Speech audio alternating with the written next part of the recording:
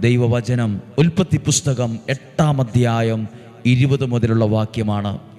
20-ാമത്തെ വാക്യം ഒന്ന് ശ്രദ്ധിക്കാം.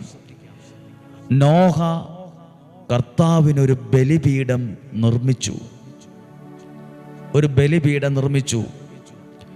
ശുദ്ധിയുള്ള എല്ലാ മൃഗങ്ങളിൽ പക്ഷികളിൽ നിന്ന് അവൻ അവിടത്തേക്കൊരു ദഹന ബലി അർപ്പിച്ചു. ഒരു ആരാധന നടത്തി, ഒരു പ്രാർത്ഥന നടത്തി, ഒരു സമർപ്പണം നടത്തി.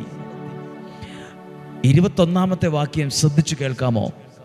ആ ഹൃദ്യമായ ഗന്ധം ദൈവം ആസ്വദിച്ചു എന്ന്.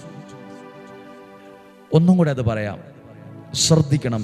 ഒരു മനുഷ്യൻ നമ്മൾ സത്യമായി പ്രാർത്ഥിക്കുമ്പോൾ, ആരാധിക്കുമ്പോൾ, വചനം കേൾക്കുമ്പോൾ സന്തോഷിക്കുന്ന ഒരു സ്ഥലമാണ് സ്വർഗം. നമ്മുടെ വീട്ടിലുള്ളവർ പോലും ചിലപ്പോൾ ദേഷ്യപ്പെടുമായിരിക്കും. എന്ന് നേരം വെളുക്കുമ്പോഴേ പ്രാർത്ഥനയാണ്. എപ്പോഴും